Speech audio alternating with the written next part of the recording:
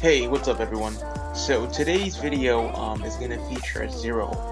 This Zero in particular, he made all of his money in the FM. I think he's, um, in my circle of friends, he's probably one of the people who spent the least real money out of his own wallet on this game. He made most of it just sitting in the free market.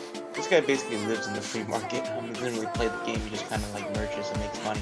Anyway, um, as you can see, he plays Zero. This was after Mania Wild Hunter. This is just an example of what, Wild Hunter back then, for those of you who didn't know, when Wild Hunter was revamped, oh my fucking god, it was the king of fucking damage. Like, Wild Hunter back then was like a literal god.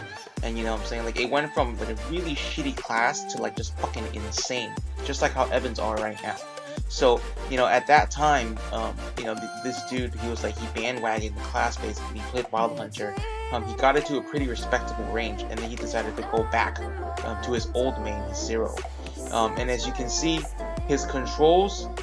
Oh, sorry. To finish the story, the point of me telling you that is that the best damage class might not necessarily be the best class. You should not use damage as the sole most important barometer in picking a class. It really has to do with playstyle, with ease of use, with for people who don't like to use hard classes to play like Wild Hunter, like you might choose a class that's more easier to control.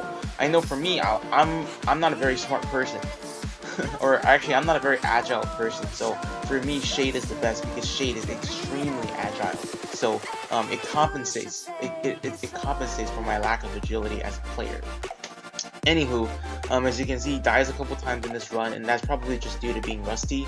Keep in mind that this guy, he basically spends all his time in the FM in Maple Story, so he barely goes on Hellux runs at all. So when he came to do this run with me, it was kind of out of the blue, and so he didn't really have time to practice and warm up or anything like that. Anywho, his range is pretty respectable. I'd estimate him to be around 20k strength or something like that. 10-star tyrants, just very average equips, and he's capping, so that's all fine and dandy. As you can see, his controls are not bad actually. I mean, this dude main Zero for quite a while, like I think 6 months before, so his controls are not bad at all. But yeah, I mean, this is what endgame Zero looks like.